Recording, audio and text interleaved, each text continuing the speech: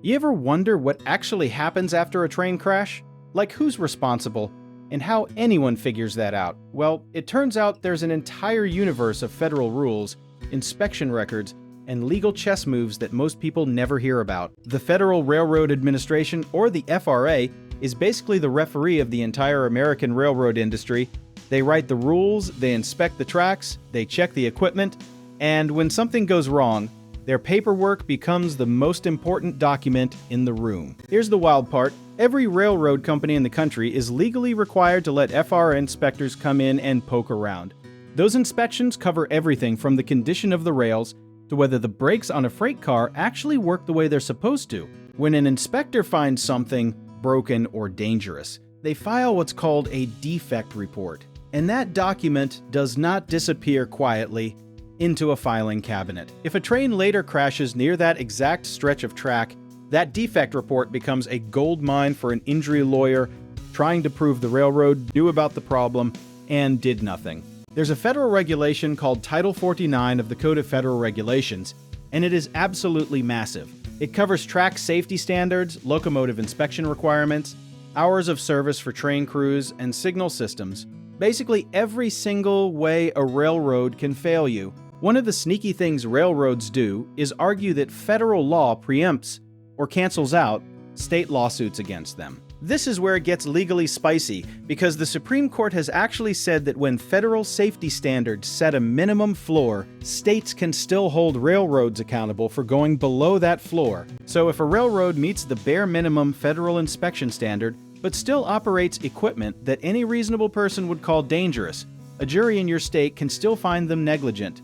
The federal rules don't protect railroads from being sloppy, they just set the starting line. The Federal Employers Liability Act, which everyone calls FELA, is the main federal law that lets railroad workers sue their employers for injuries. Unlike regular workers' compensation, the FELA actually allows workers to argue that the railroad's negligence, even just a tiny bit of it, contributed to the injury. Here's a fun comparison.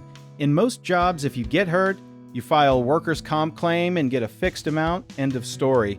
But under FELA, a railroad worker can take the company to court, argue full negligence, and potentially walk away with significantly more compensation. For passengers and bystanders who aren't railroad employees, the legal path runs through traditional personal injury law plus whatever the FRA inspection records reveal. A good railroad injury lawyer will file what's called a Freedom of Information Act request to pull every single inspection report, maintenance log, and violation notice connected to that railroad. If those records show that the railroad received a warning 6 months before your accident and still didn't fix the problem, that is what lawyers call a really great day in court. Railroads keep meticulous records partly because they're required to, and partly because they're enormous companies, but those same records can absolutely be used against them. One thing people get wrong is assuming that because a train crash looks like an accident, nobody is legally responsible. Accidents in the legal world almost always have a cause, and causes almost always have a name attached to them, whether that's a maintenance crew, a dispatcher, an equipment manufacturer, or the railroad's executive team that decided to cut the budget. The timeline matters enormously in these cases because federal regulations require railroads to preserve accident data, event recorder information, and inspection records for specific periods of time. If you wait too long to contact a lawyer after a railroad injury, some of that critical evidence can legally disappear. The biggest takeaway here is that the paper trail in railroad cases is long, detailed, and full of moments where the company either did its job or quietly didn't. Federal inspection records exist precisely because Congress knew that without oversight, powerful railroad companies would sometimes choose profit over your safety. So the next time you hear a train whistle and think nothing of it, just remember there's an entire regulatory framework, a stack of inspection reports, and a few thousand federal regulations standing between you and a really bad day.